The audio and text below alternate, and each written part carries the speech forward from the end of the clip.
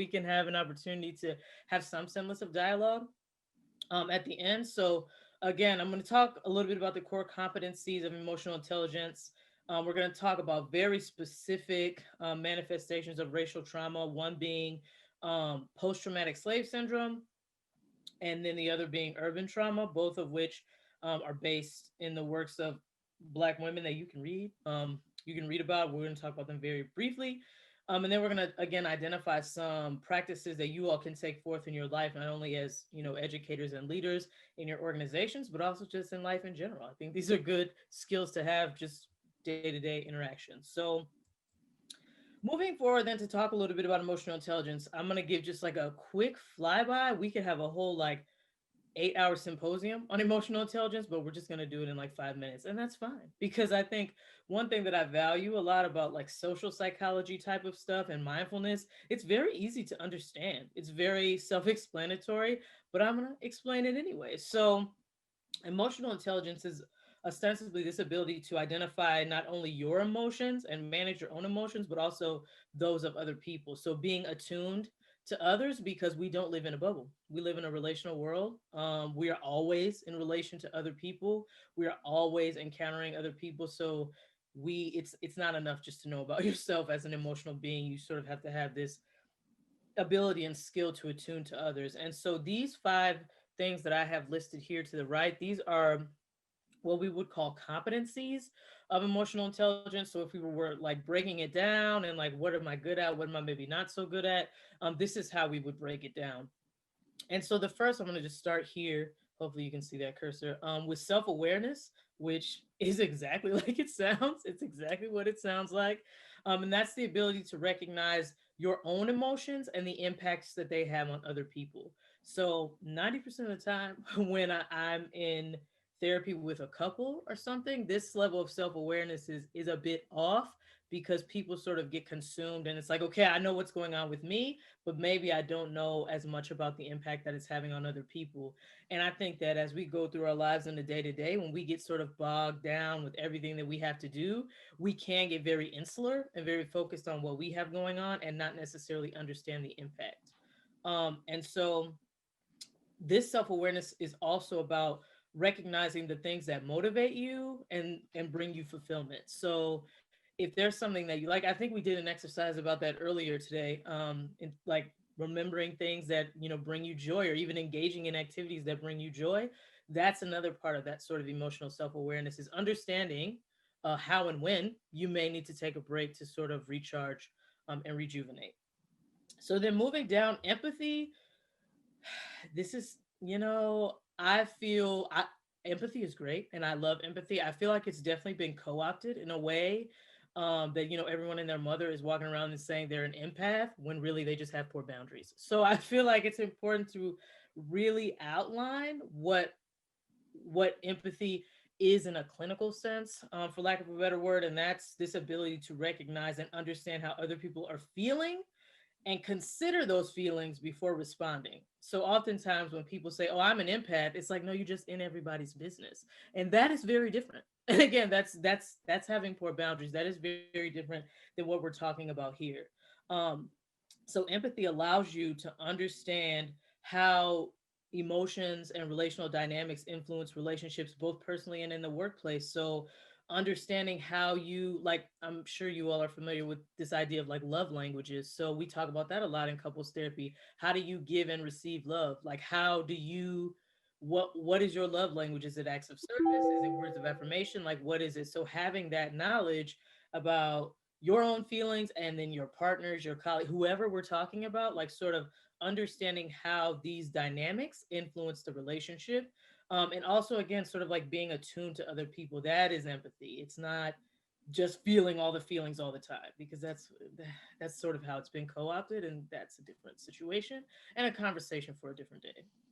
So then moving on here to the middle with motivation, again, very self-explanatory, right? So this ability to basically motivate yourself and really set goals, um, and focusing on these goals, and more so with what we call an intrinsic motivation. So being able to motivate yourself internally. So I'm doing this, yes, maybe because like I do my job because I get paid. Yes, I also do it because I love it. And so, from the emotional intelligence sense, when we talk about motivation, we're really talking about increasing that intrinsic motivation. So, doing things because you want to, not because of what you will get, and not because you feel like you should, but because you really want to, and it brings you some sense of fulfillment, if you will. So, individuals with a sort of high sense of intrinsic motivation tend to be able to set goals that are more attainable and really work towards those goals. So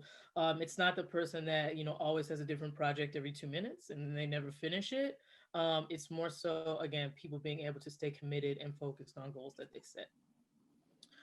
Self-regulation, again, exactly like it sounds. So the ability to manage your emotions, whether they be negative or disruptive emotions, I would argue even happy ones, because sometimes toxic positivity is real. Sometimes it's too much. You need to scale it back. But self-regulation is, again, being able to emotionally, we do this a lot with children, being able to emotionally regulate. So when you're upset, are you going to just go throw things, or are you going to use your words? That's self-regulation. And so individuals who are skilled in self-regulation tend to do well with conflict resolution, and are more adaptable to change. So people, and I'm sure we all work with someone who is very rigid, doesn't really want to change things, wants to keep everything the status quo, and if something does change, well, now all hell is going to break loose. So that would be someone who maybe is not as high on the self-regulation scale or the self-regulation spectrum.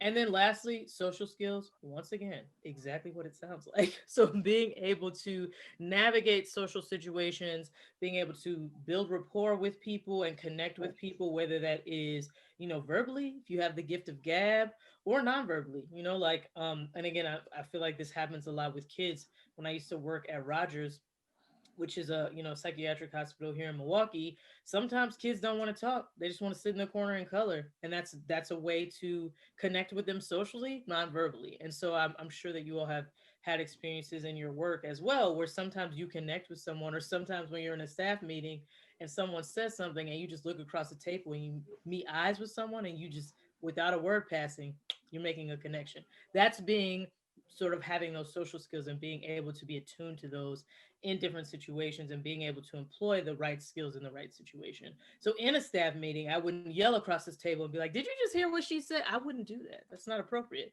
But you know what I'm saying? So that's like me being attuned to what isn't appropriate in this situation, and what I feel like is sort of like my authentic style of communication. So that is a quick flyby of the 5 competencies of emotional intelligence. Does anybody have any questions about any of that?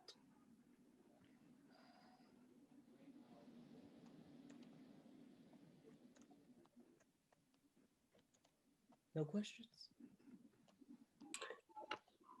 Vanessa, I do have a question regarding some of what you were saying about empathy.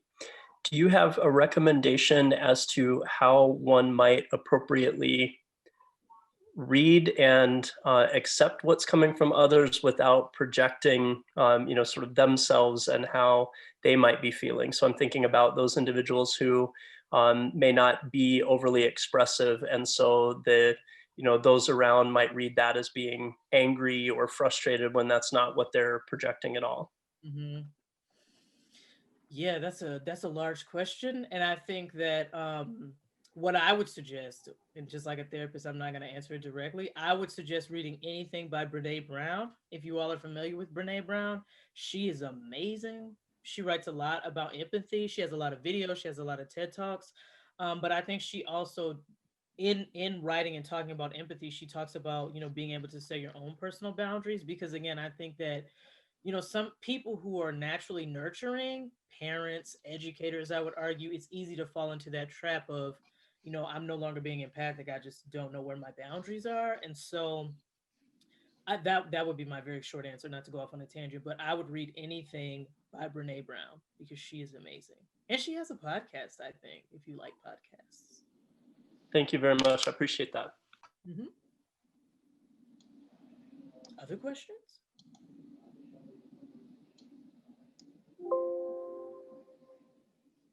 All right. So we're just gonna keep it moving. So this is just a very, very, very short video that talks about um, utilizing emotional intelligence as a skill, which to me as a therapist, it's like, you're taking like the emotion out of it and like turning it into some productivity thing. But we're just going to disregard that and we're going to watch a short video because I feel like it does give some very tangible type of examples of how you can, work to assess and or increase, your own emotional intelligence. So let me know if there are any issues with sound or the video. Most people think about emotional intelligence as a skill, something you can build and train with practice. And while this is partly true, there's a deeper truth about emotional intelligence that most of us miss. Improving your emotional intelligence is often about what you do less of, not more of. I work with many people who look like they don't have much emotional intelligence. They blame other people for their problems. They trap themselves in cycles of stress and anxiety. They self-sabotage as soon as they start to make progress. But it's my experience that most people don't actually lack the capacity for emotional intelligence. In fact, I think most people already have a high degree of emotional intelligence. Unfortunately, many people are held back from using their innate emotional intelligence by a collection of bad habits that get in the way. If you'd like to improve your emotional intelligence, learn to identify these habits in your own life and work to eliminate them. I think you'll find that your natural emotional intelligence is not far behind.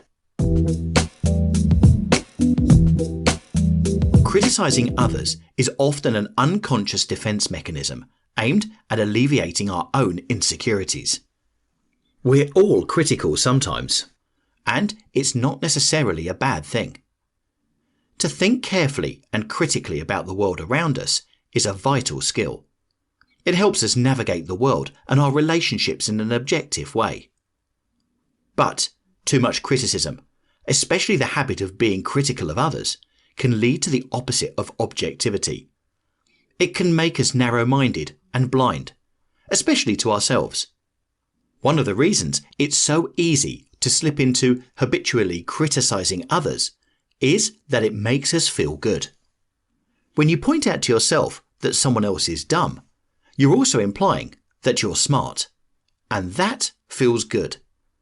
When you criticize someone else for being naive, what you're really doing is telling yourself that you're sophisticated, and that feels good. When you silently chuckle to yourself about how terrible someone's fashion sense is, you're telling yourself how refined your own taste is, and that feels good. Helpful criticism is about making the world better. Unhelpful criticism is about making yourself feel better. While being critical might temporarily make you feel good about yourself, it usually makes you feel worse about yourself in the long term. On the other hand, emotionally intelligent and self-aware people understand that criticizing others is just a primitive defense mechanism, and that there are far better, more productive ways of dealing with our anxieties and insecurities. Without knowing it, people who are constantly critical of others are really just trying to alleviate their own insecurities. Understand that criticism of others is a waste of time and energy, because it's all time and energy that's not getting invested in improving yourself and the world around you. Worrying about the future means living in denial about the fundamentally uncertain nature of life. As human beings, we crave order and certainty, and for good reason. Our ancestors, who were better at making their lives a little less uncertain, probably survived longer than those who didn't. We're biologically motivated to reduce uncertainty. But there's a big difference between taking reasonable steps to reduce uncertainty and being so terrified by it that we delude ourselves into believing we can eliminate it altogether. And that's what chronic worriers do. They're so afraid of uncertainty and so unwilling to live with it that they trick themselves into thinking they can make the future less uncertain by thinking about it constantly. Chronic worriers live under the illusion that thinking is always problem solving and that planning always leads to greater levels of preparedness. But neither of those are true. Just because you're thinking about a problem doesn't mean you're thinking about it productively. And just because you're planning, running through countless hypothetical future scenarios, doesn't mean you're any better equipped to handle them. Often, you're just making yourself feel more prepared. Worry gives you the illusion of certainty, but in the end, all it does is fragilize you. Emotionally intelligent people understand that life is inherently uncertain, and they understand that it's better to face up to this reality clear-eyed than to live in denial about it. Because when you stop beating yourself down with all the stress and anxiety that comes with chronic worry, you'd be surprised how much energy and enthusiasm returns to your life. When you stop insisting that the world act the way you want it to tomorrow, it becomes far easier to work with the world you've got today. Ruminating on past mistakes is a misguided attempt at control. Just like we humans crave order and certainty, we also crave control. We're obsessed with the idea that, with enough effort and perseverance, we can do or achieve anything. Of course, most people who get stuck ruminating endlessly on past mistakes and failures don't actually believe that they can change the past. Instead, ruminating about the past gives them the illusion of control, however fleeting and temporary. When you've done something bad or made a mistake in the past, you naturally feel guilt and regret. Chronic ruminators develop the unconscious habit of constantly replaying past mistakes because it briefly gives them a feeling of control. And feeling in control helps distract from feeling helpless, which is what we really are when it comes to past mistakes. In reality, no amount of rumination or analysis of your past mistakes will change what happened, which means helplessness and powerlessness are inevitable. This is a hard fact of life that emotionally intelligent people not only understand, but accept. If you want to move on with your life, instead of staying stuck in the past, you must accept the past for what it is, including feeling helpless. You must give up the choice to endlessly revisit it, no matter how much it distracts you from your real pain, the pain of helplessness. When in doubt, take action in the present instead of dwelling on the past. Do something useful, right now, no matter how small, and resist the temptation to replay yet another scene from your past. Don't give up control over your future by pretending you can control the past. Unrealistic expectations are a misguided attempt to control other people. Just like ruminating is an attempt to control the past and how we feel about it, maintaining unrealistic expectations is usually a subtle attempt to control other people. Of course, most people with unrealistic expectations don't see it that way. You probably see your expectations of other people as a good thing. Having high expectations for people encourages them to grow and mature and become their best self. Maybe, but this is still a subtle form of control. You have an idea for what another person in your life should be, or do, or accomplish, and your expectation is your way of trying to make it happen. But what does it mean, exactly, to maintain an unrealistic expectation? Simply put, it means you spend time crafting stories in your head about what other people should do. And when they inevitably fail to live up to those standards, you reflexively compare reality to those expectations and feel frustrated and disappointed. And how do you respond to this frustration and disappointment? By creating even stronger and more elaborate expectations, because it makes you feel good and in control. Look, of course you care about the people in your life and want the best for them. And it pains you to see them hurting or struggling or suffering. So, when you create a story in your mind about them succeeding and doing better, i.e. an expectation, you feel a little better The problem is, you can't actually control other people, even for the better. Not nearly as much as you would like, anyway. Which means you create a constant vicious circle of sky-high hopes and grave disappointments and frustrations. What's more, eventually your attempts at control begin to be felt by the people in your life, and they become resentful. And if it goes on long enough, they may even act contrary to your expectations, simply out of spite. The solution is to let go of your expectations. Stop creating stories about what you want for other people, and instead, just be present for the person they are. Validate their current struggles instead of daydreaming about their future successes. Set real boundaries on their behaviour instead of wishing for perfection. Meet them where they are instead of where you want them to be. Hang on to your hopes, but let go of your expectations. If you want to increase your emotional intelligence, try approaching the problem backwards.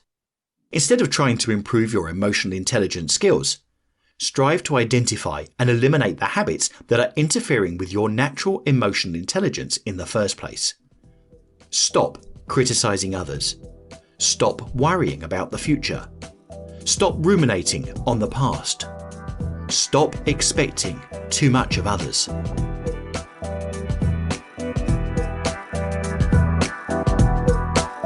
Okay, so I don't know about y'all, but I feel like he was talking directly to me. I felt attacked a little bit, but that's okay. So, building on sort of what was talked about in that video, this is going to be just sort of like a mindful exercise that we're going to do now, just for the sake of time, make sure we get to everything we need to. So, I invite you all to reflect on the questions that I'm going to ask. I'm going to read each of these questions in turn. So, taking all the 5 competencies that we sort of talked about, if you want to begin to sort of assess where you are emotionally and sort of start to outline your emotional intelligence and maybe some of the habits that you have, these are the questions that I invite you to reflect on. So in the realm of self-awareness, the question would be, what emotions would you like to be more aware of as they are happening? I'll give you a couple seconds to reflect on that.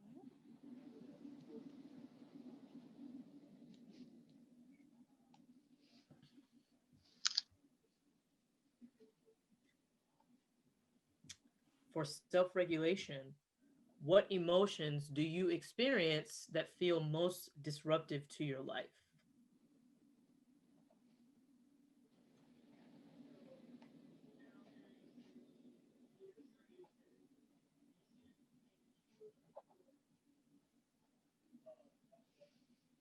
For motivation, what emotions motivate you to be your best?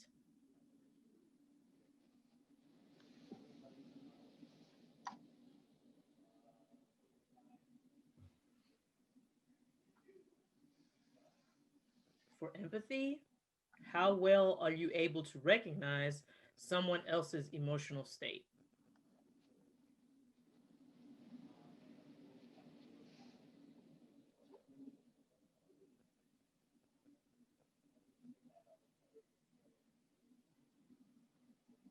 And then lastly, for social skills, what emotions, oh my gosh, what emotions support you socially and which emotions hinder you in social situations?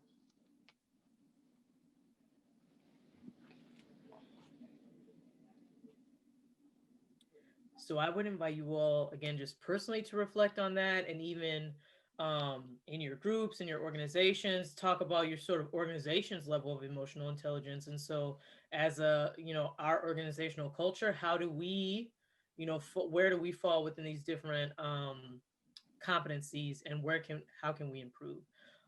So moving forward then, if there are no questions about that, we're going to go forth and talk a little bit about emotional intelligence in education, and sort of like, as educators, what does this mean? Why is this important? Why are we even talking about this? So I think what we've talked about so far is just emotional intelligence on a personal level, which goes without saying that our emotions follow us throughout the day. It's not just at home; they're at work too.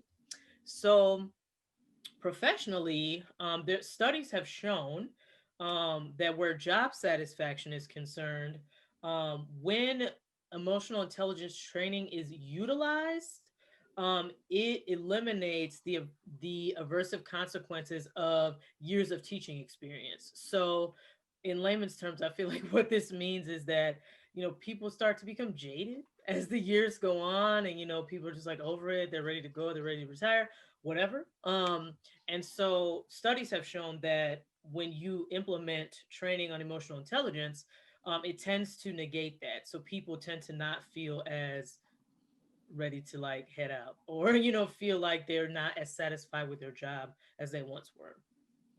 Similarly, levels of emotional intelligence have been shown to be inversely associated with burnout. So, as emotional intelligence increases, burnout decreases, and vice versa. When burnout is very high, emotional intelligence is very low. And so, similarly, kind of like what was talked about in the video, people with higher emotional intelligence scores tend to report less stress, less work stress from receiving ambiguous information, and less work stress from receiving contradictory information. And anybody who's ever worked a job ever, you always get ambiguous information. There's always an opportunity or an occasion where you get contradictory information, and how do you handle that? How do you deal with that? And again, these studies have shown that people who have high emotional intelligence, they just tend to go with the flow. Um, and the studies have also shown that again, people with high emotional intelligence tend to feel more engaged, and tend to be more engaged at work. And so again, I think this is, if you didn't just personally need a reason why emotional intelligence is something that we should be mindful of, I think this is a professional one. So bringing this into our different teams and organizations can be beneficial for job satisfaction and also for job performance. So again, studies have shown that there is a positive relationship between emotional intelligence and job performance. So again, high emotional intelligence scores, higher job performance. And so there's a recommendation, which I would also co-sign, that we incorporate emotional intelligence into the training program. So when people are being onboarded in your organizations or whatever, like making sure that that's a piece of it, because again, that all these studies are showing how beneficial it can be. Um, and then when we talk about leadership organizationally, emotional intelligence has been shown to positively impact leader effectiveness, and utilizing mindfulness can enhance the practice of leadership. So again, mindfulness I think is one of those things that has also been co-opted. But at the core sense, to me, mindfulness is awareness, and it's being aware of your experiences, the experiences of others, just being attuned really and present in the moment. And so having, what to me, what this looks like in organizations is having more process oriented discussions as opposed to content. So we're not just coming in and talking about the things we need to do, like all the 1,000 things on the to-do list, and what are these, test scores, or what is this, and what is this strategic plan. Like, yes, all of that is important. I think equally important is having those process oriented discussions. Okay, like how are we vibing? Like, is it a good, what's happening? Is everybody okay? Kind of like we talked about with Joe Fay, really remembering that people are people. And so being able again to be mindful and present in the moment and have conversations about what's happening in the room. If it gets tense in the room, and I know it's easy for me to say this as a therapist, but if it gets tense in the room, let's talk about what's going on. And again, I would co-sign what Joe Fay said earlier. I don't think you can just do this initially. Like day one, we're all gonna be like sitting around having like a mindfulness circle. Like I don't think that that's it doesn't have to be like that. But I would hope that over time this can be implemented as part of the organizational culture, because again, all these studies have shown tremendous benefit. So that's all about emotional intelligence. And now we're going to move into talking about how we can utilize this to be more empathic when dealing with racial trauma. So before I do that, what questions do you have about any of that?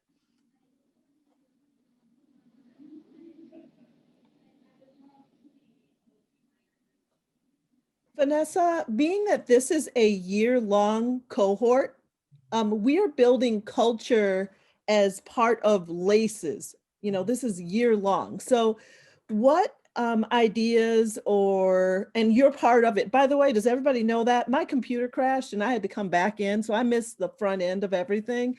But Vanessa is part of this year-long training. So she's coming in with the Alverno crew.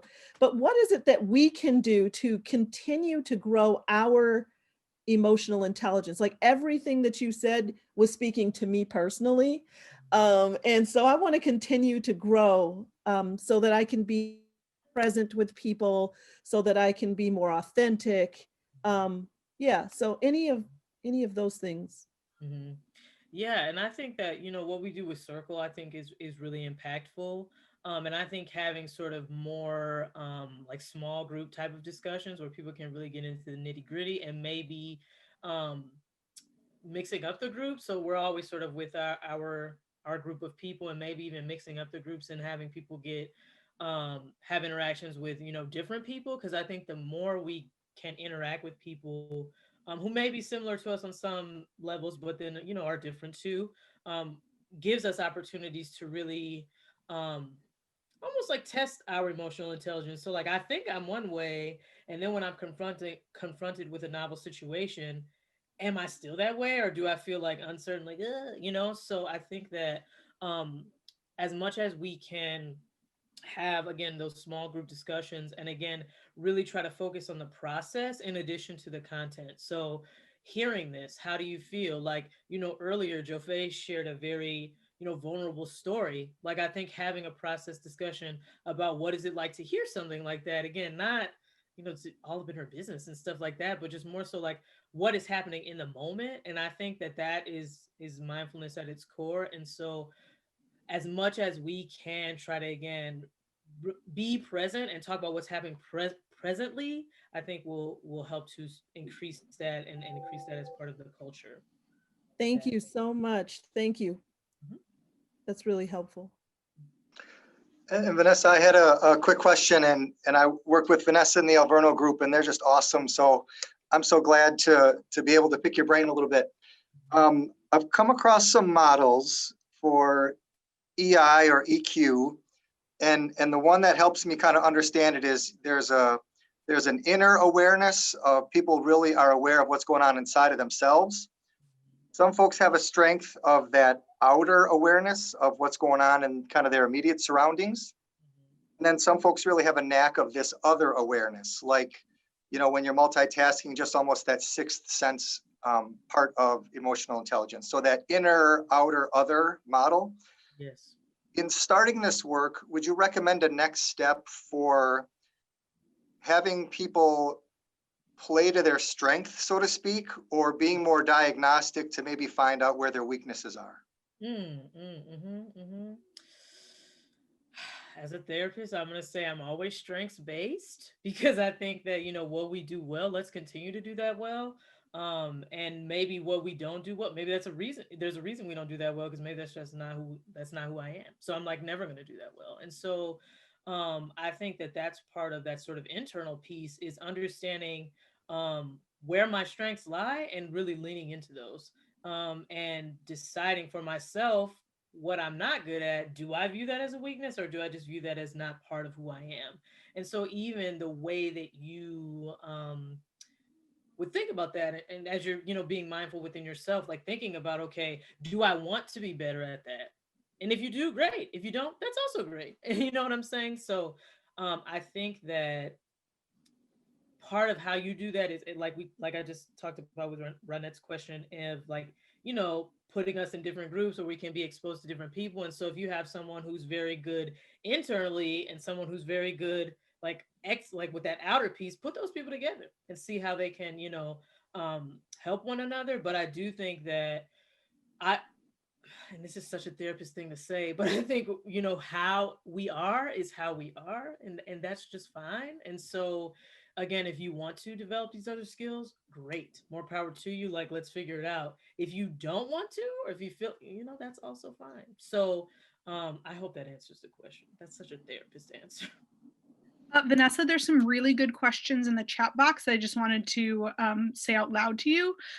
So one was, what's a good starting point for building emotional intelligence into staff culture? And then kind of to piggyback off that, is there a specific resource that you can recommend to use? And then this is kind of like more of a depth question, but can you have emotional intelligence without the perception of having emotional intelligence? Whoever wrote that. So back to the first question, which was how do you start? And I think it definitely starts with organizationally making sure people understand why this is important. And so building that into, because I think that what happens sometimes is, I think we're like culturally in this place where we are transitioning to like in more sort of like corporate type situations. There is more conversation about, emotions and mindfulness and all of that.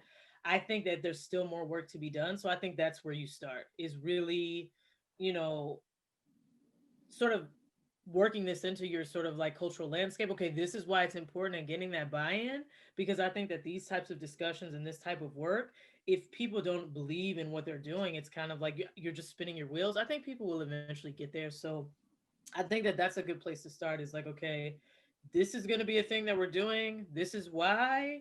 And it's gonna, like just setting the stage for people to understand. Cause I think sometimes when things get, really touchy feely and emotional, it's like, oh, no, no, no, no, no. I also think people have to feel safe to do so. So being sure that you first are building that rapport before you go in like, yep, and now we're gonna talk about all your feelings, because that could be too much. And people, I think, need to feel safe. In terms of resources, I don't have any off the top of my head that you could use in sort of like an organizational setting. So I'm not sure about that. Many of the resources that I'm thinking of are for like if you were working with students or with other people. So I'm not sure about that one. And then to the question, the last question about, can you be emotionally intelligent without that perception? Absolutely yes, because emotions, their expression and their sort of what's the word, interpretation is different based on our worldview. So the way that I express anger may be different than someone else, may be different than someone else. The way that I express empathy may be different based on, you know what I'm saying? And so that's why I think with emotional intelligence, it's not, like sadness is sadness is sadness. And we should all be able to recognize that what I think it goes beyond that. And we should all be able to just be open to someone's, way of being and sort of way of expressing their emotions. So I 100% absolutely think that you can be emotionally intelligent without that sort of perception, because perception is relative and your perception is your reality. So if you tell me you're emotionally intelligent, I'll be like, all right, cool. You know what I'm saying? Other questions?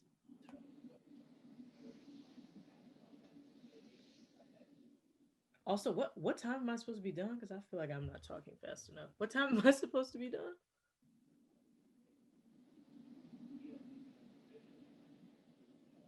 Let me get that for you. 1:45.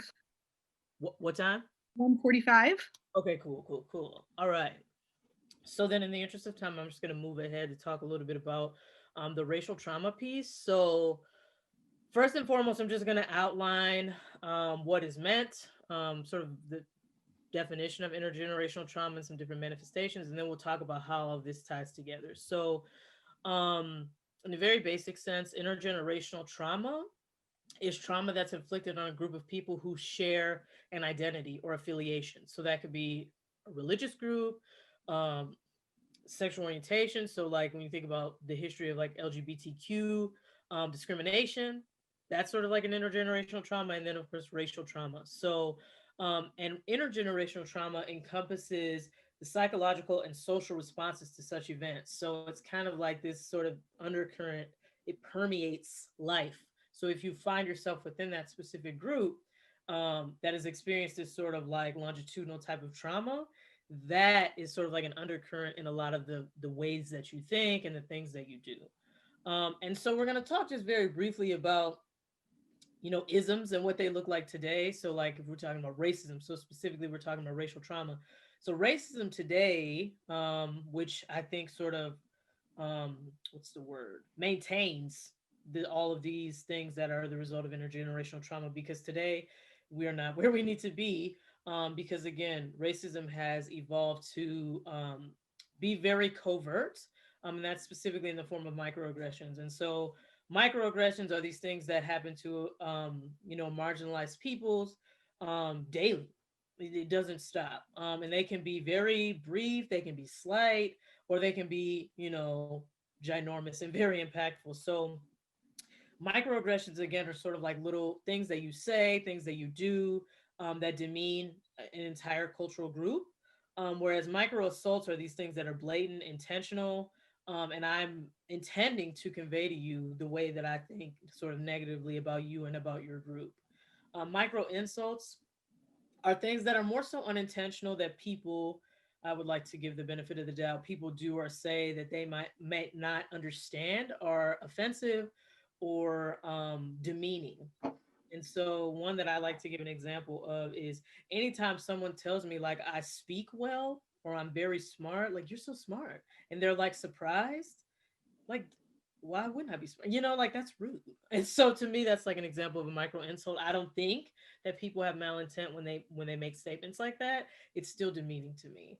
And then lastly, a micro invalidation are those things that dismiss the experiential reality of an entire group. So individuals who say racism is a thing of the past, that's a micro invalidation. So if I tell you I felt like I was discriminated against because of my race, and you say, "What? We had a black president, like racism is over." That is just invalidating my entire being and my entire perception and my entire existence. So I say all this to say that this is what we see now. So the horrific racial traumas that we saw in the past, and I would argue that we continue to see with police brutality and all of that, are not as prevalent now as these smaller. I don't want to say they're not small. These more subtle types of discriminations, and so this sort of pattern that we see then is that again microaggressions are daily, they're constant, they never stop.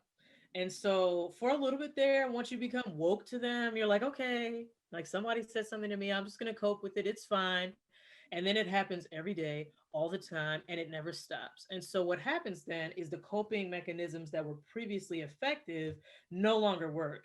And a good example of this, which is totally not related to race, but the things that we were all doing in March at the beginning of the lockdown, we probably don't even want to do those things now because we've been doing it for almost like a whole year. So I don't want to take a walk. I don't want to do this because I've been doing it. And so it becomes exhausted. And so for racial minorities, this process is okay. I experience microaggressions all the time, every day. I cope with it for a little bit. And you know what? Today I'm tired and I can't cope anymore. And that leads to what we call race related stress, or what is referred to as race related stress. And the sort of what makes race related stress different than typical stress is again the chronic nature. So those microaggressions all the time, every day, it never stops.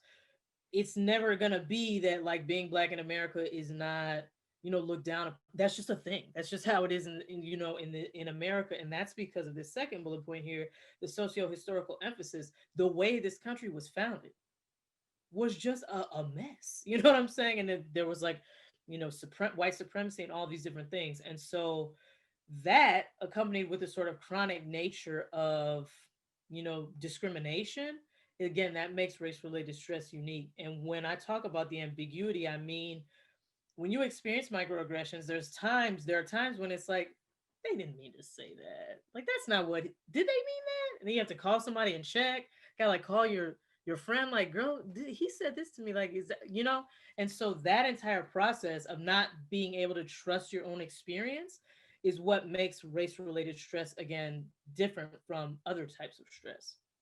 And so eventually, what happens for people of color in America is that race related stress becomes trauma. And trauma is something that is very different because trauma changes us biologically, it changes us psychologically, it changes the entirety of our being. Trauma is a chronic mental health condition. And in America, just being a person of color or a person from another marginalized identity is traumatic.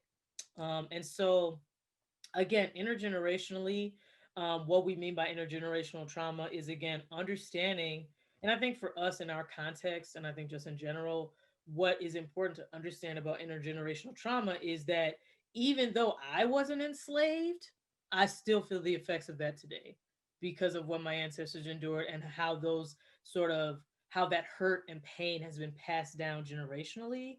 And so what we have to do then with this knowledge is adapt what we do, whether that is in education, whether that is in administration, whether that's in my day-to-day interactions with people of color. I have to be aware of that and adapt what I do. So the way that I interact with a person of color is not the way I'm going to interact with a white person. It's just different, and that's okay. And I think that that's a conversation for a different day. But I think that's what's important to understand about intergenerational trauma. Now, a couple examples that you will find in literature, again, one being post-traumatic slave syndrome, which is ostensibly this idea that because of slavery in America, Black people have developed certain ways of relating, certain coping strategies, and because of institutionalized racism and oppression that continues today, these things are maintained.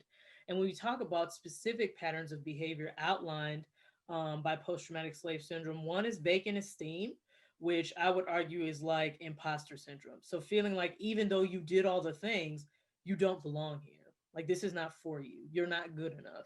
And again, that's perpetuated because society continues to tell people of color that they're not good enough or they're not worthy. They're not worth anything.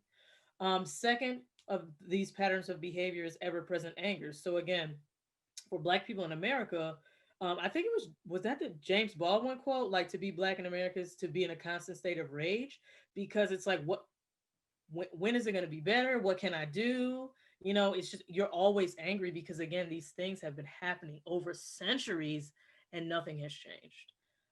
And then lastly, racist socialization, which is ostensibly sometimes learned helplessness, or again, feeling like you're not worthy, feeling like you don't want to be associated with your Blackness because of the sort of negative connotation. So, this is just one example of that sort of intergenerational trauma I was talking about. Another is what we call urban trauma, which is similar and is sort of the result of this unfinished equal rights agenda. So again, since 1619, we've been fighting for equality and equity, and we're still doing that now.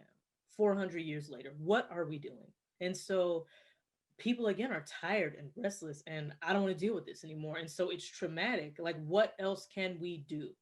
And so where I think this is important for us as educators is again, um, you all know, in the classroom, we're called to be so much more than just educators to, provide guidance, to provide support, and to be there for students emotionally. And I think to do so effectively, we not only have to be aware of our own emotions and, have an awareness of our emotional intelligence, but also be able to understand someone in their context. So for Black and Brown students, their lives are very different than maybe our own because of this type of intergenerational trauma, because of just them being who they are.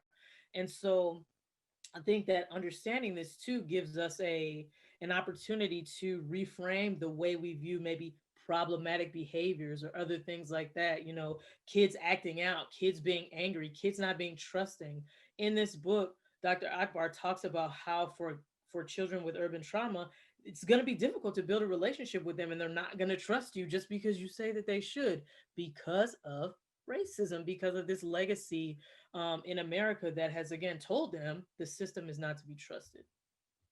So to bring that all sort of into perspective, in terms of what we can do and how emotional intelligence plays a role, um, I think that part of being emotionally intelligent is, again, like we go back to that self-awareness piece, which is that to me is understanding the assumptions that we make about others. And so the assumptions that we make about how people should be, how they should act, when is anger appropriate, all these assumptions that we make. Okay, yes, we all make assumptions.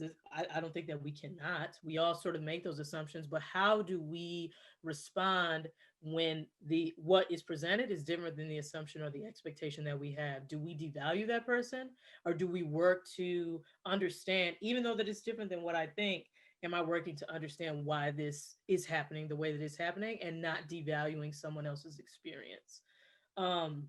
And so again, I think that goes back to that again, that piece of self-awareness. but also empathy. So being able to really empathize with someone's plight, even though maybe it's not something that you have directly experienced. And so I kind of already said this, so I'm going to move forward to this list, which I think is important. So this is from an article that was published in September of this year, and it's like longer than this. But these are the 10 keys that they listed to everyday anti-racism, which anti-racism is sort of actively working to change these racist systems and oppressive systems in America. And I would just draw your attention to number 2, which I think is something that we talked about today with regard to mindfulness and really being in like having intention with what we do and how we think. And then obviously number 8, which we talked about sort of ad nauseum with regard to empathy. Um, and so this, I think, is just something, if you have time to sort of reference that article. And the last thing I'll say, which I can't believe I'm ending on time, I'm proud of myself. Um, these are just some resources that I will, hopefully this presentation will be shared with you, that you will have the opportunity.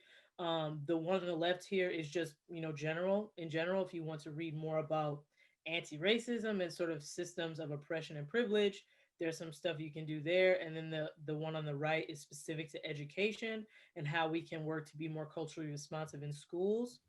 And then just, little plug for anybody who's interested in like geek therapy and really like bringing, not therapy, you guys are not therapists, just bringing in popular culture.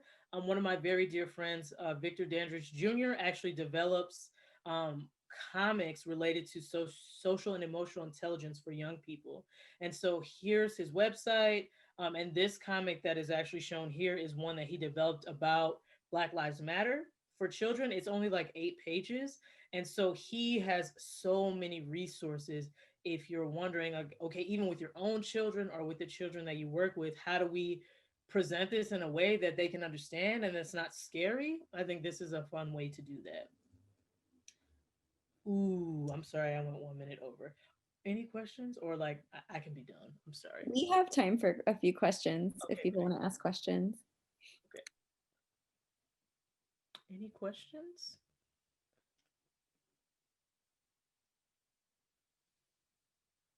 Questions, comments, concerns? I guess, Vanessa, one thing that I'm grappling with is a lot of us are beginning to know what we don't know. We're in that spot. Mm-hmm.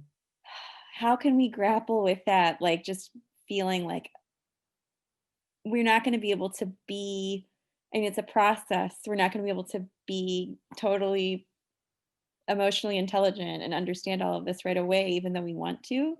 Mm-hmm. Yeah.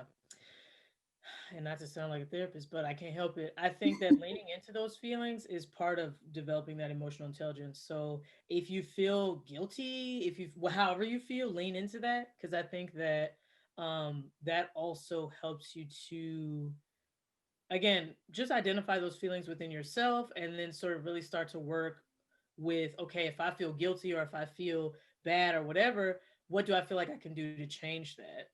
I think when you ignore those and like sort of turn away from them, which we all tend to do, we don't like to sit in uncomfortable feelings.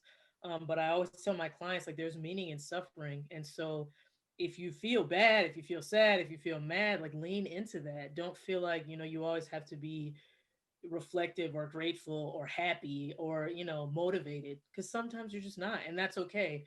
That's why there's a spectrum of emotion and we don't just stay on one side. And so I think being intentional about the literature that you consume, and then being intentional about really, like I said, sitting in those feelings and figuring out where you want to go from here, because we can go forward and just like, okay, I'm going to sit with these feelings and do something to be different, or we can go back and say, well, you know what, I don't feel sad, everything's fine.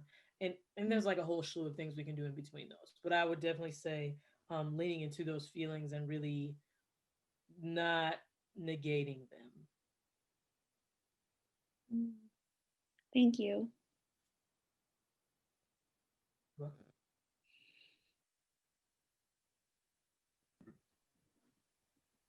awesome. Thank you, Seems like, everyone, so much for yeah, your time and attention. let's there's a Really? lot of people are saying in the chat the silence is processing. So let's tell Vanessa thank you. If you all could unmute and just say thank you. Thank you, you. Melissa. Vanessa. Thank you. Thank you. Thanks, Vanessa. Thank you, Vanessa.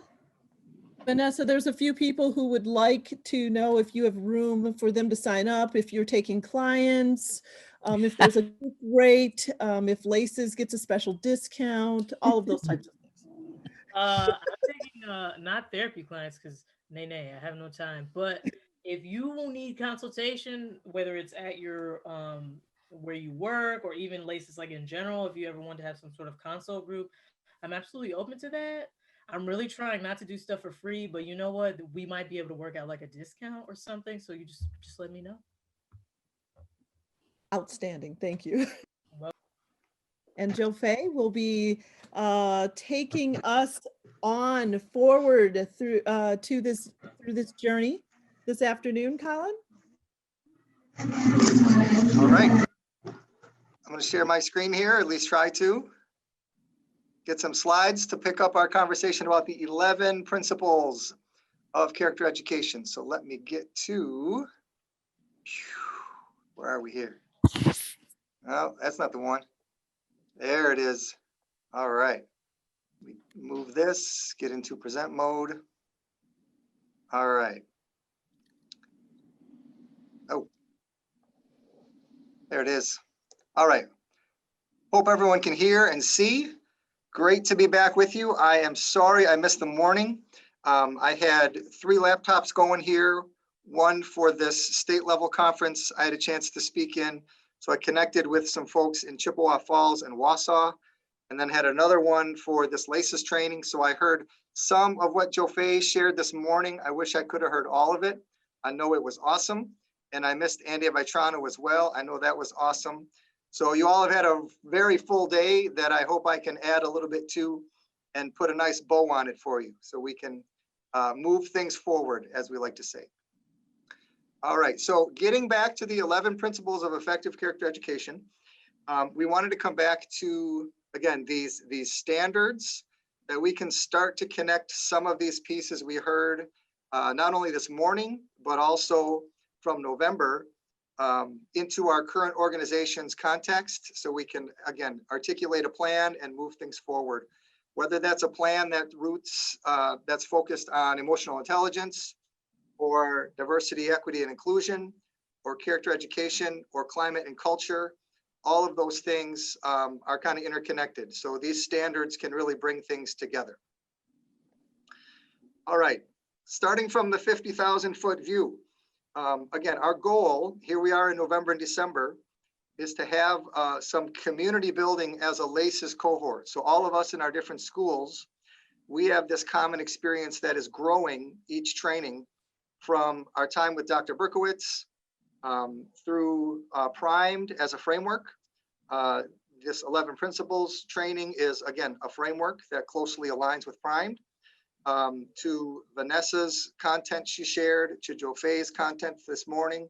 So all of these things we want to not only have a common experience, but to have you start to articulate a vision for your organization, your school, your college, or your team.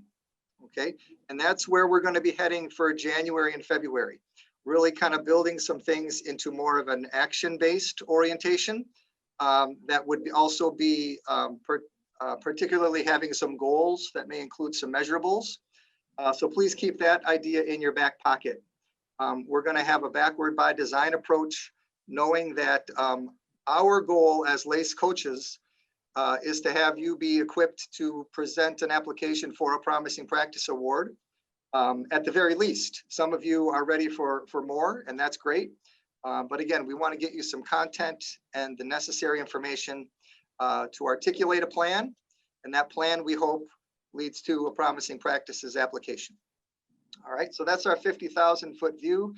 I do want to bring in Joe Fay at this point as we dive into our 11 principles. Joe Fay, is there anything you want to piggyback off of this morning, or just kind of tie in different things for different principles? You know, let's just tie it in. That will be okay. Perfect. Yes. If there is something that jumps up from the morning, you want to bring it back, just dive right into the conversation. Okay, I'll be ready. All right. All right, a quick overview starting again. Principles 1, 2, 3, and 4 that we looked at in November. Those are really some of the big rocks. We talk about working on school culture. That starts with defining some core values. We talk about thinking about feeling, doing, and thinking language to define comprehensively character education and those core values. And then principle 3, we have this approach that really touches on all aspects of teaching and learning. We've always said that good character education is quite simply good education. So keeping our end users in mind, what are the things we can do to help our organization be better, but be the best we can for our students or our customers. All right, and that first principle 4, that big rock of being a caring community, this really serves as our jumping off point for principles 5 through the rest of them, principle 11. So really, we're going to start to get a little more refined and a little more detailed in principles 5 through 11. So the way we stopped in November was really a perfect spot. Picking that up with this caring community now in December, we can move things forward in a little bit more of a detailed manner moving ahead. All right, so principle 5, our school provides students with opportunities for moral action.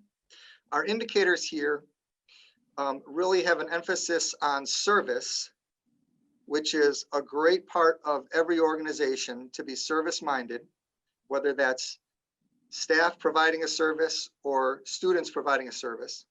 But we get a little bit detailed when we talk about this idea of service learning, okay?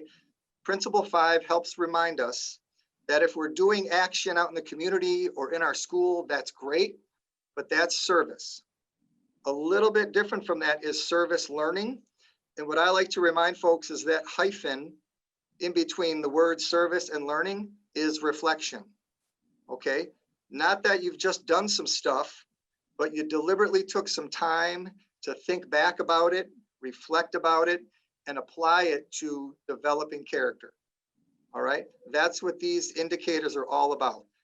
Provide opportunities, but not only for the doing, but also provide opportunities for the reflecting, and then make that a collective experience after you've completed the event or the doing part, okay? Our school or our college is gonna provide these things for students deliberately, and then we're also gonna be really careful to have time to reflect, learn together, and then see how we've developed individual character as well as organizational character, okay? Joe Fay, any examples from the reviewer side when you think about what this looks like? So a quick tie-in I can say from this morning.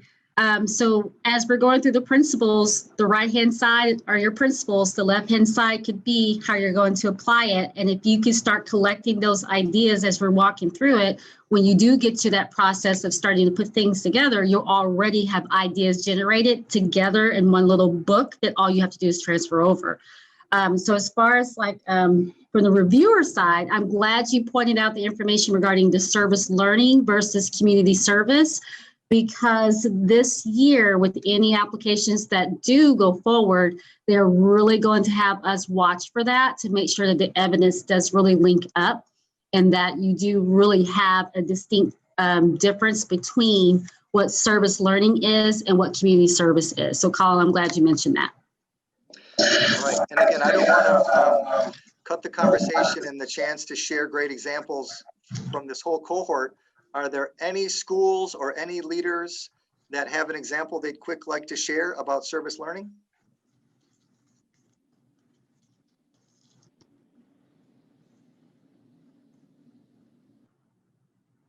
I could jump in real quick. One of our elementary schools, this is Mark Chapin, principal at Meyer Middle School in River Falls. Greenwood Elementary School is one of our national schools of character in our district. I'll just point out one example. They do a neighborhood, they rake leaves in the neighborhood around the school, but it goes well beyond that, where they talk about in some of the classes, why do leaves change color? What impact does raking leaves have on the environment? Then the kids take a leaf and they do an etching And then they in their journals, actually the journals follow them from grade to grade, but one of the entries in the journal is, how did this experience impact you personally? What did you learn about this service learning project? So they definitely take the time for that reflection. That's just one example at Greenwood Elementary School. Great, thank you, Mark.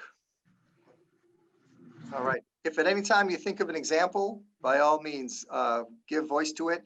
But just a heads up, I'm going to put my teacher hat on and I'm going to start cold calling some folks, so be ready. Here we go. All right, principle 6.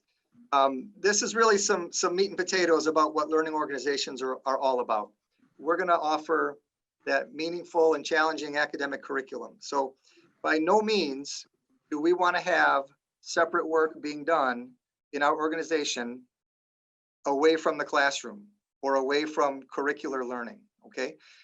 That isn't a separate venture. This is very much connected to it, okay? So the academic curriculum really not only should be challenging for students, but we should be looking at ways to understand and accommodate diverse interests, cultures, and learning needs of all students. More so than ever, we need to be on our game when it comes to recognizing and celebrating diversity and understanding how impactful that can be on a learning environment. We need this now more than ever. So this principle really resonates for a time such as this. Empowering our teachers, giving them the green light to go and do this is very liberating, because a lot of times when teachers think about curriculum, they think about what they have to do instead of what they get to do in their voice and reflecting the students' diversity within that experience. So we need to really promote this. Develop performance character traits that support students' intellectual growth, academic performance, and capacity for both self-directed and teamwork. So we're going to start to tie back into that intrinsic motivation piece that Dr. Berkovitz really was clear about. So principle 6 is just good education, but we always need to be mindful of representing diverse interests and having that student and teacher voice empowered within our learning in our classrooms. All right, go ahead, Jo Fei.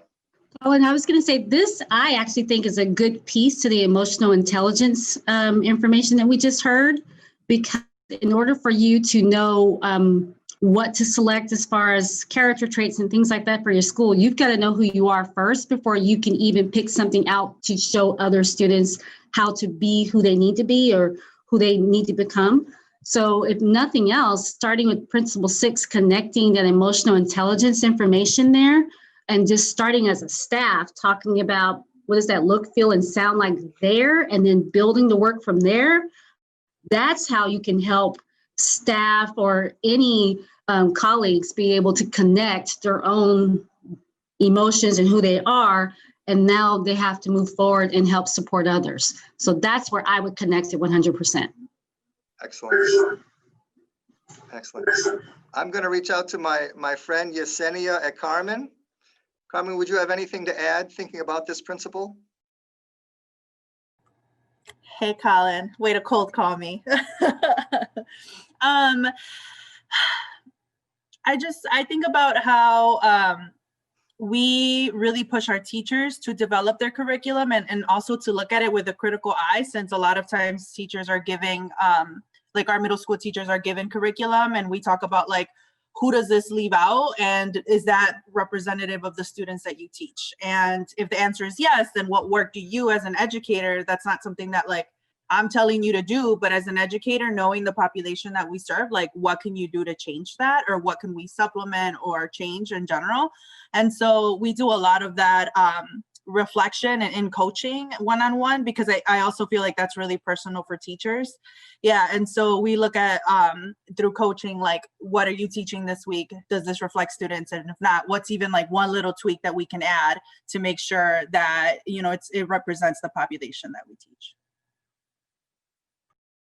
Thank you, Yesenia. I know what great work's going on at Carmen, so I knew you'd have something on that principle. So thank you for sharing that. All right, anybody else want to add? Going once, going twice, and sold. All right, principle 7. The school fosters student self-motivation. So this ties directly with the primed framework, that notion of intrinsic motivation. Principles, indicators 7.1 through 7.3 really have the focus on recognizing and celebrating instead of rewarding and the punitive side of even mistakes and discipline. So it really keeps learning at the heart, but also from that positive natural benefit of building intrinsic motivation. You can still do that through recognizing. One of the things Dr. Berkowitz mentioned that stayed with me is, if you've got a great shout out, give that person a call or shoot them an email, just tell them what a great job they're doing. It doesn't have to be, a deliberate part of a meeting or something done just to feel like doing it, because yep, that's the time we do it on our agenda. It can be very spontaneous, very genuine. The same goes between that teacher and student. That recognition can go, it can go on at any time and really celebrate the positive within the classroom. And I wanted to just take a moment, this aspect of 7.3, it's evident in how teachers organize the classes. We're not talking about desks and tables. We really want to think about routines. So how does this learning organization run, and is celebrating and recognizing kind of built into how we work together? Is the teacher or the building leader really kind of tapped in to lift up these things that are really organizational strengths or people strengths, or are things more on the punitive side? So we really want to keep that. Again, that goes right along with the teaching and learning part of principle 6. Faye, anything to add? Yeah, so I wrote down, so an example would be on our campus, what we do, we have what is called Wow Wednesday. So a member of our care team, she's in charge of receiving all the wows throughout the week. Instead of us waiting until the end of the week to read all the praises, because sometimes things are not read at the end of the week, we do it in midweek wow on Wednesdays, and all the staff members send her an email, and then she provides all of the wows. Well, we added a piece because we're virtual and it's hard for all of us to get together. So we have added this year, we're reintroducing ourselves as a staff. So each grade level has a crazy question to answer, and there's a photo of them, and it goes out in the Wow Wednesday. Hi, my name is, I'm in this grade level, and here's something crazy about us, and then here's the rest of the wows. So that would be an example of how we're not handing out money, but just that intrinsic piece where at least if they may not ever see a wow that someone gives them, but they're going to be a part of a wow between now and then. And it's really cool. The staff is really enjoying that, but that will be an example of that principle 7. And then I was going to add to that 7.3 that I'm so glad you said that as far as the routines. That's that engagement, that motivation that you have not only for students, but staff and parents can also be connected there too. It's a community piece of how everybody is motivated to be engaged in the process, and not just academics. It could be anything as far as keeping everybody connected. So I think everything we've talked about today has really hit this principle 7. Excellent, thank you. I'm going to call my friends at Alverno to hear what they may be thinking about in terms of just recognizing staff. But before I do, I wanted to come back to this this notion about the timing, and what Dr. Berkowitz really helped me understand is it's okay to have a standing agenda item to recognize folks, because so often if it's not something we do deliberately, it won't get done, and it's really important to do so, provided we're not just doing it to do it. And I really like how he kind of, that litmus test is, you should also feel free in your organization to just dial someone up or reach out to someone, to really have that culture where you can just recognize freely great work that's going on. And now, anybody from Alverno want to share about their thoughts on this principle?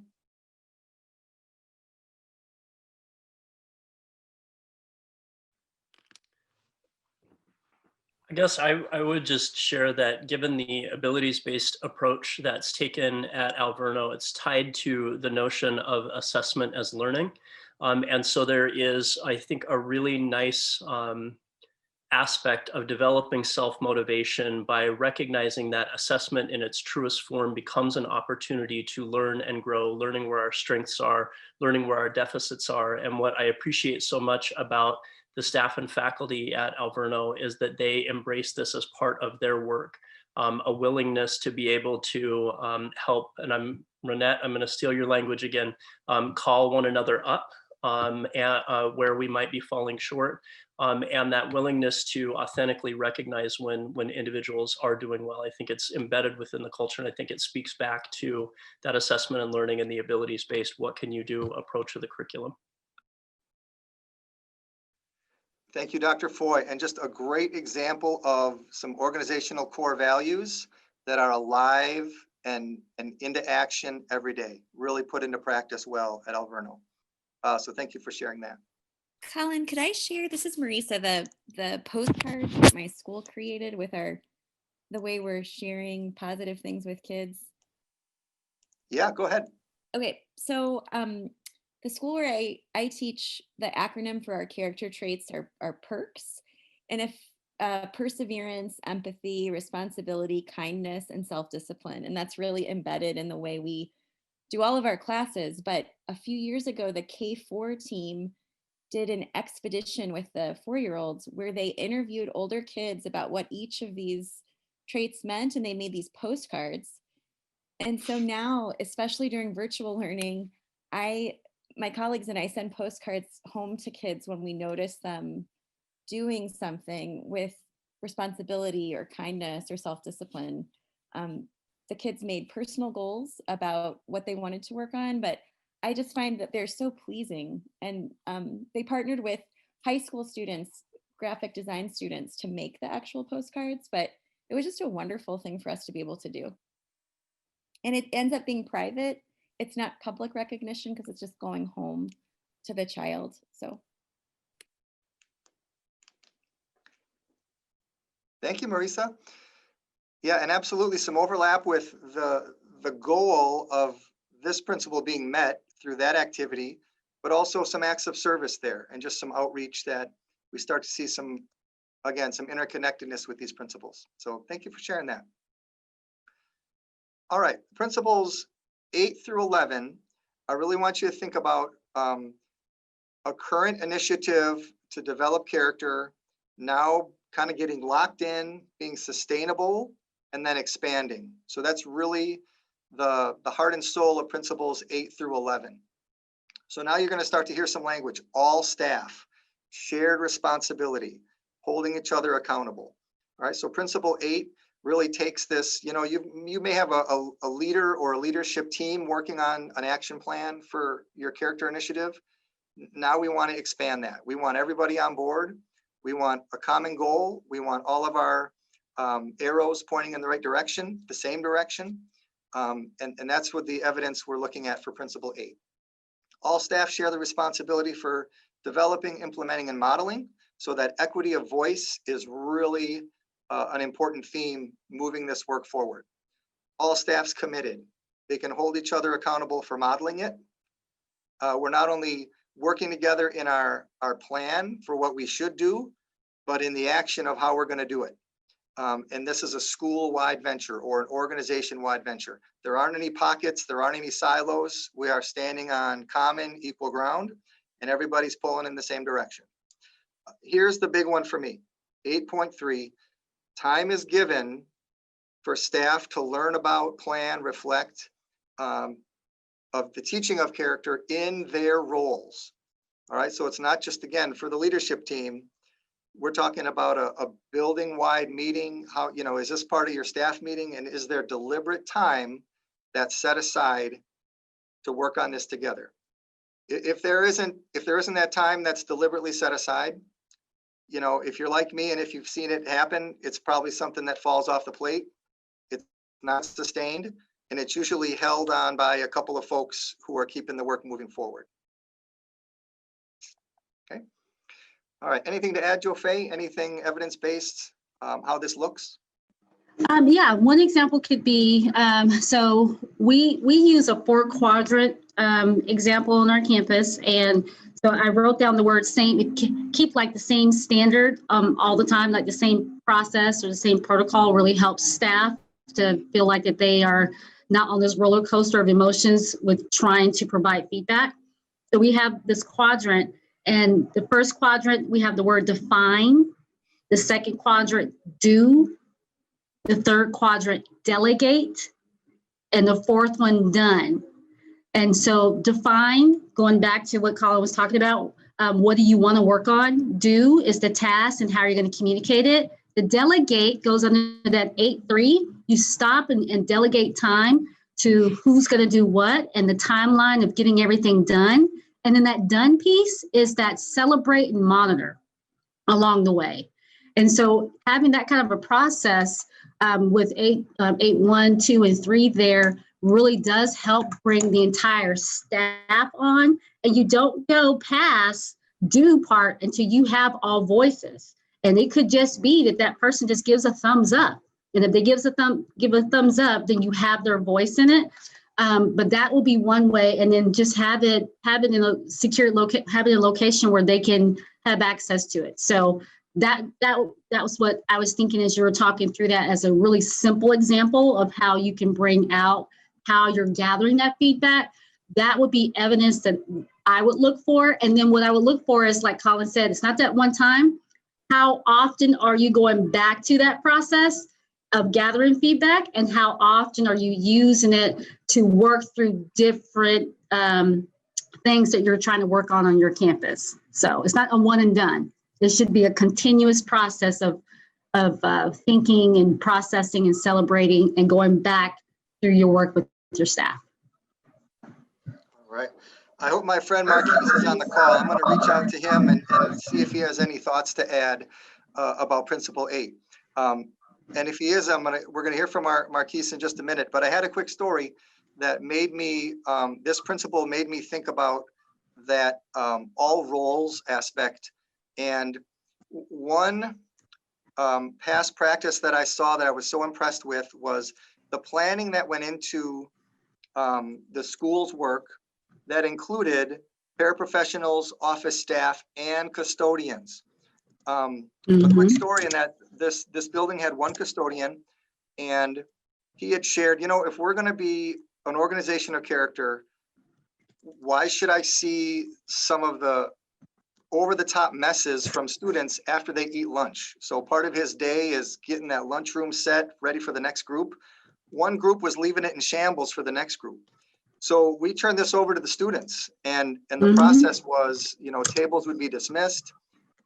Students would be the dismissers, and they would have to monitor themselves to make sure their area was clean enough, and nobody was going anywhere until they were responsible with their areas. So we made that a practice, a focus. A few months later, we had a follow-up meeting. He said, I can see the difference. We actually took some pictures, showed them in an all-staff assembly of before and after, and it was just a way to hear, again, from all roles, and a very clear example of, hey, if we're going to commit to this work, then it's at all times in the day, it's in every room, it's in every part of your school experience, and we're going to hold each other accountable. All right, Marquise, are you there?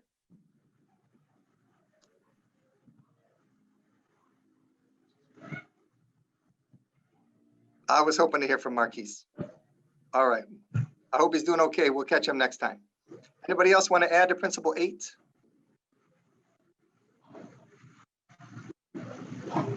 Going once, going twice. Sold. All right, again, thinking of sustainability and expanding of our initiative here. There's shared leadership that's in place. There's long-range support, and that now we've gotten a handle on an action plan. We want to be very mindful of continuous improvement. I love how we're going to stand on equal ground as an organization, but we need to please recognize, especially in the K-12 world, how important the school principal is. So this indicator really calls it out to say our principal, as well as other leaders, they're engaged in this work. It is not something delegated for other people to handle. We're all in it together, and it starts with that school's principal. There's also a team, and that team includes staff, students, and parents. Again, we're going to be collaborative as we can be. We're going to open this vision up to not only beyond families of the school, but even the community. And then 9.3 reminds us we're going to really go out of our way to hear from students. And I love Maurice's example, even our K-4 students. They can play a role in this. They have actions they can engage in and learn from. Anything to add, Jo Faye? A really simple process that you could use for the ongoing continuous improvement. Creating a, it looks like a KWL chart, but the first column is the things that you are going to stop doing on your campus or that you want to stop doing. The middle column says that what you want to start doing. So you have a stop, start. And then the last column says continue. And that is like a non-threatening way to gather from everyone ideas of things you need to do. And then you use that chart to continue to monitor that continuous improvement, because you can constantly see the things that need to continue on. And so we do that every 6 weeks. We have a group that comes together to do that. And then the whole staff provides feedback throughout. And then we make changes in our campus improvement every 6 weeks as needed based on the feedback that we receive. So it's been really powerful for us to do it that way. So that would be one example of how you could do that. Jo Faye, is that just around your character education that you use the KWL? I'm sorry, could you repeat that? Is that just based around like your character education goals that you guys use that for? We do it for everything, actually. So the same process I do for one, we just do it for all and just take the title off and the topic off and put a new topic on and use it for each one. And so you talk with the staff first, and then you have a separate little group that goes over it after. Is that what I heard? Yeah. So what I do is, so I'll find out from the staff. We send a survey out every 6 weeks. We'll ask, what are some things that you're needing for professional development at this time pertaining to blank? And we just do it 6 weeks at a time. We gather all the feedback and then we place it on the chart. We have we call them the focus group. The focus group will help us narrow down what will be pertinent for the 6 weeks. And then we turn around and actually apply the feedback that was given. So the staff knows they're giving feedback, and then their colleagues are narrowing down the feedback like a funnel for us. And then we move forward with putting the task together. And what we've done is given ourselves permission to take on one or two things instead of trying to take on. So we're becoming masters of one instead of minors of many with this process. And they feel heard, we feel heard, and it's allowing us to just really chunk everything we need to do at this time, because remember, they are doing the best they can do and they cannot take on one more thing. So we're listening, and we use this process to keep us moving, but still making sure that what we're doing matters. Thank you for clarifying. I appreciate it. You're welcome. Yep, great follow-up. And I wanted to reach out to my friends at Swallow, because I know they do some things that are really student-driven. And then I wanted to make some follow-up comments for my friends at TFA. So anybody from Swallow? Yeah, Jeannie Hansen here. What specifically did you want me? Sorry, I'm kind of in and out here. What specifically did you want me to?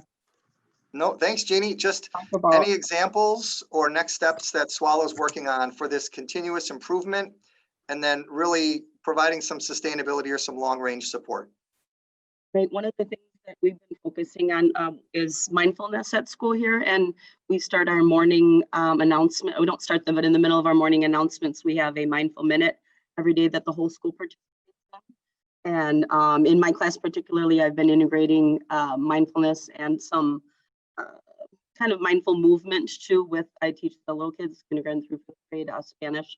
So incorporating some Spanish and getting some mindfulness in with them, noticing just some really, really big gains from the beginning of the year of little ones, a lot of positive affirmations at the beginning of the day we do, and really trying to cultivate that from the start of the day on with the kids really seems to be working well, and they're responding really well and being a little bit more in self-control of their emotions and stuff.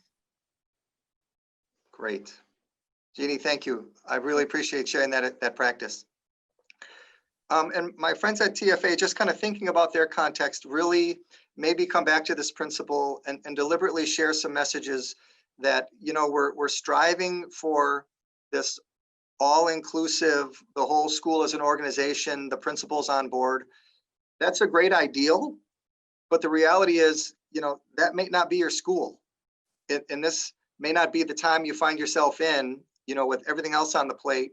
You may kind of feel like you're on that character island, and that's okay. So the recommendation I have in terms of this principle is to start where you can start, involve the students you can, involve the parents you can, collaborate with the staff you can, and grow from there. We totally understand not every school principal will value this work as it could and should be. There may be some obstacles that would keep a school leader from digging deeper and providing necessary leadership that may impact the sustainability. And I've worked with some schools where the teacher said, it's just me, like I am the committee. Well, that's a great opportunity to walk the walk, report out some impact that you've delivered, some feedback from parents, working with a student that may have been difficult, who's a little less rough around the edges because of your work, and start where you can start. And from there, grow and celebrate the small wins and the big wins. And that's important to keep in mind as well. All right, on to Principle 10. So again, thinking big. We're engaging families in the community as partners. Again, we're standing on some level ground. We're pulling in the same direction, and our families are involved. One of the big things for these indicators is to kind of think of Principle 10 as almost like a rebrand. As a school, we may have some family outreach. How can we fuse character into what we're already doing? Well, we may have some, like a family night, or even part of our parent-teacher conferences. Let's use that as an opportunity to make some statements about what we're working on within our organization and invite parents in. The last thing we want is a silo of parents where there's one or two that feel like they're making all the decisions. We want as many parents as we can involved, and we want to kind of get away from that PTO president, one person makes a decision kind of approach. That may be a reality you've seen. I know I have. The spirit behind this principle is really an all-inclusive invitation for everybody, whether it's a family new to the school or they've had 10 kids and you've had a relationship for over 10 years with this family. All right. Think about rebranding your communication. You may have a school newsletter. It may go out monthly, but how can you fuse character into the messages? How can you organize your report card to prioritize this work? If we're saying it's so tied to learning, that should be evidenced by the feedback we're giving about your child's learning, about your students' growth, about the goals they set. Those should all be collaborative efforts that should include the family. And then finally, let's not stop with families. Indicator 10.3 is let's get out to the community. Let's talk to business leaders. What do they want from our graduates? What kind of students are we sending to the workforce? How can character development help them be better employees and people? Community members. There should be an element of civics. I want some neighbors who are going to be great people. And that certainly speaks to how our organizations are shaping students' futures. So Jofe, any details you want to follow up on? Yeah, I think the key thing there is that community piece. So you touched on it very, very well. I think this one, this one is what it is with this one. I think if nothing else, virtually, this one is a huge one that I think we have so many positive ways to build, because Zoom is the new way of sending that note, and so that's the only communication that we have right now, because we can't come face to face. So the more that you're doing those Facebook Lives or those Zoom meetings or any of those type of things where you're still able to bridge this gap that we have of communication, I think, the better. So, and parents want to be a part, the community wants to come in and be a part. And the more that we can use technology to our advantage, I think right now, I think the better, because people want that. They're missing out on that connectiveness. So I think use the technology to your advantage to really build that brand up of that connectiveness, because it's a true village. So the more that you can show the village piece in Principle 10, the better. Well said. All right, I'm going to reach out to my friends at Mesmer. Any current work, future work that may pertain to Principle 10 that you would like to share about?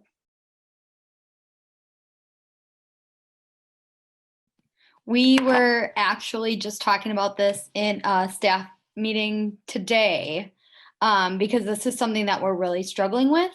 This is the piece that we're missing.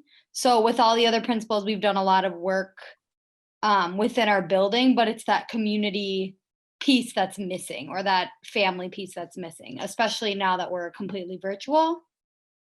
It makes it so much more difficult to get families involved in what we're doing. So this is one of our struggles, actually. Yeah, to piggyback on that, we send out surveys a lot. We send out emails a lot. And the response just isn't the same as it was at the beginning of the year, just because of so many coming out. So that's just one issue that we're continuing to work on. Yep. Thank you for that, Adam. And I'm not sure who shared, but thank you so much. As much as these principles strive for, again, outreach and growth, the current reality is, that's engaging in really complex and difficult work, especially at these times.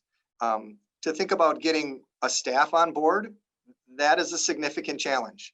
To then expand that into families and community, beyond the school walls,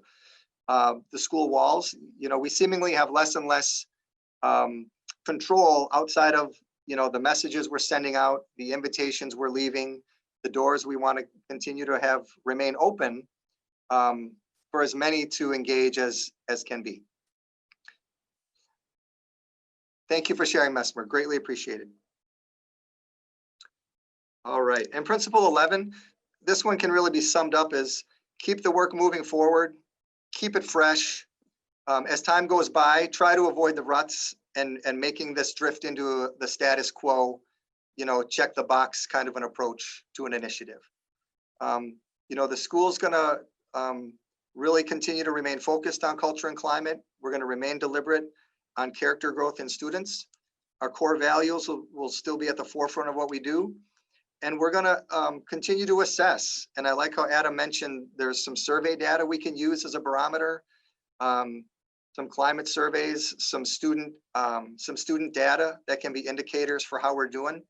When I started, I kind of looked at some of the not so great data pieces that go along with school, expulsions, suspensions, office referrals, tardies, truancies.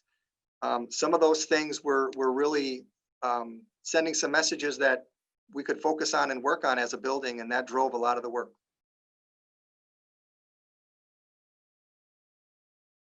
Yofei, anything you want to add to Principle 11? That's it. Principle 11 is to me, that's the one that just says, are you in it to win it? It's not just a one and done. This is a commitment one. So you look at, if we go back to Principle 10 real quick with Adam, what I wanted to say real quick, because an example would be one angle to look at, a parent, the way I tell my parents, I tell them this, you're already involved 50% of it already, because you enrolled your kid, filled out the paperwork, and you brought them. It's the other 50% that we struggle with our parents, or our parents struggle with us, whether they bring in their own bias of what school is for them because of what they went through, or if you're in a community where kids don't do anything past a certain grade level anyway, or if their parents are just struggling right now and they cannot do one more thing. If there's a way that the staff or your organization can just look for that one thing that we want to become successful at. And even as the parent, what is that one thing that you need from us? Maybe we can start from that angle. So now the 50% becomes to 60%. That might help to kind of look at it from that. And some of our parents felt better knowing that we were looking at it from that angle. And that helped a little bit to gain more of that connectedness with our families, because we had the same struggle, 100%. They don't want to fill out one more survey. We didn't want to fill out one more survey. But the more that we could, approach it from that angle, that really helped us out, which goes back to that principle 11 about that true commitment to the process. And we just made it that's our focus for the week or the 3 weeks. And we didn't, pick up anything else. So that might help a little bit with that, Adam. Well, one thing that we had talked about too is instead of it always coming from an administration, Mm-hmm. come from the teachers themselves. Yep. And see if that would help. I will tell you, Adam, it does. Here's why. And I my feelings got hurt. I'll be honest with you. I was like, what? We love you. But they want to hear, if they can hear from the teacher, because that's their first line of defense. So I had to go that route. And my teachers became the voice of reason of what we needed. And then we started doing virtual meetings with our families. And what we noticed is that I had a group of parents that showed up for the virtual piece of our in-person kids. And we had a piece that showed up for our virtual students. And I praised the ones who were there, but it didn't mean that the other ones who couldn't be there didn't matter or didn't care about what we needed to talk about. They have lives happening outside of 5 o'clock too. So I just chose to look at it from that angle and just say, thank you guys for all this and that, through all the information out there through the teachers and through Facebook and through Twitter. And everybody's been really receptive. And what I found out later is that parents actually did read it. They just couldn't come at 5:30. But we felt defeated. Oh my gosh, only 12 people. But those were the 12 people that needed to hear us say it. Mm-hmm. But it doesn't mean that the other 400 people didn't read it. Right. Yeah. Mm-hmm. Yep. All right. I wanted to just take a moment, open it up to anybody for some final thoughts. Any other groups that wanted to chime in, or any final thoughts from Mark as we wrap up Principle 11?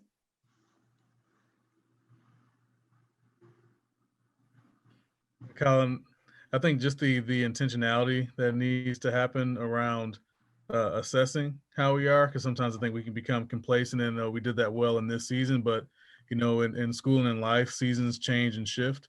And so I really like the fact that we're looking at the intentionality that has to happen around looking at how our character education is going, our culture, our climate on a regular basis, especially when different things happen in society, within the school walls, and then within our family walls. Mm-hmm. That sounded like my friend Fred at EBA. Yes, sir. I can't see the face, but I can hear the voice. I was just going to have Fred present and just have him use that voice and keep everybody engaged, because I could listen to that voice all day. So I know great work at EBA, and I appreciate Fred jumping in and sharing that. It's definitely about intentionality. Absolutely. Mm-hmm. Thanks so much, Colin. Great. One last item of business from the LACCS cohort perspective. So all these different groups, we have heard your voice, and we wanted to provide an opportunity for networking to not only happen through breakout groups, but beyond the training days. And we had thought as a leadership team how we can do that. And we had talked about not just an average book study, but a way for us to, again, send that invitation out to all of us through what we call bindings and bondings.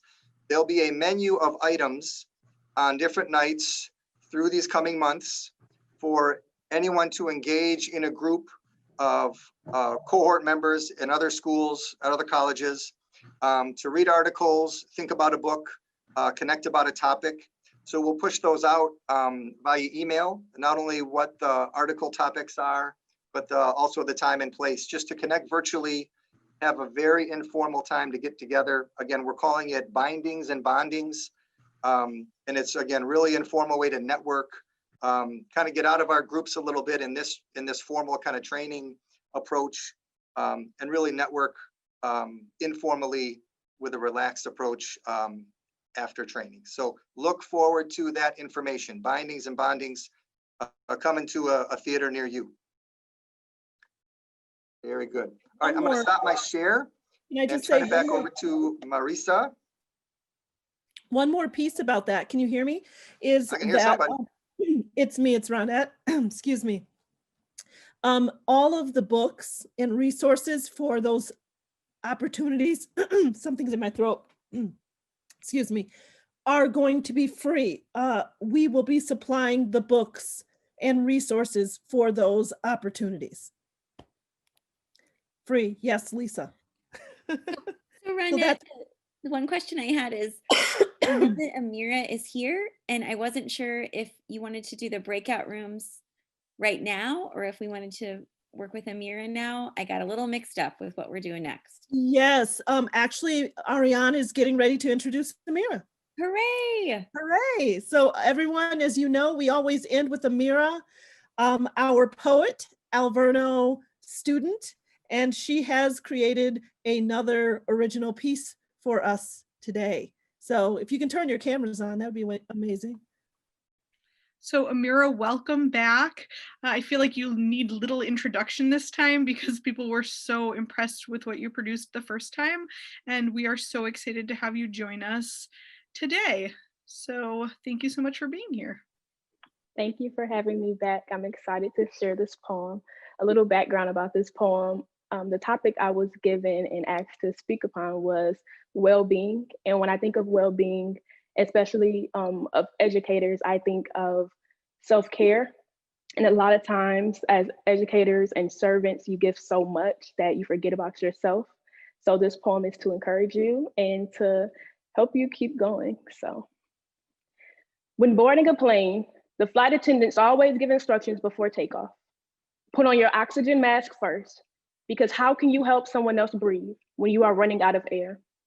How can you tell someone how to be a better them when you never take time for self-care? How can your cup ever overflow if you never take time to fill it up? Today is not about the them, it's about you. You can't care about them until you care about you.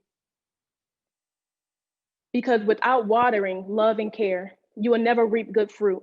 Sow into yourself until you see the real you. Without setting a good example, who will the youth look to? See, being present for yourself is not selfish.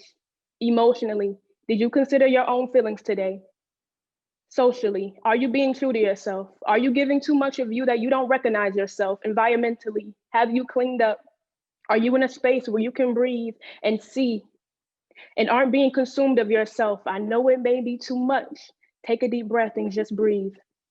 Because all these things that you put into others, you can also put into yourself. And don't ever forget that you are enough. You are human. You have love. You give love. And sometimes no one deserves it, but you still give because deep down, you are the greatest servant. You are an amazing person. See, these affirmations are very intentional as a reminder of the great things you forget you can do. So let this be your own personal elf on the shelf, reminding you to look in the mirror and be nice to yourself. So that kind spirit will illuminate from your body, that your love will become action words, that you will serve from your overflow, and eventually from your saucer, that you have enough care left for yourself. And in the midst of it all, serving feels so much better when you don't forget about you. Thank you. Ooh, Unmute. Give some love. love it. Everybody unmute. Thank you. That was That so was amazing. beautiful. Oh, Thanks, Amir. Love it. thank you. Thank you. Yes. Thank It you brought all. tears to my eyes. It was so beautiful. Thank you, Amira. Yeah.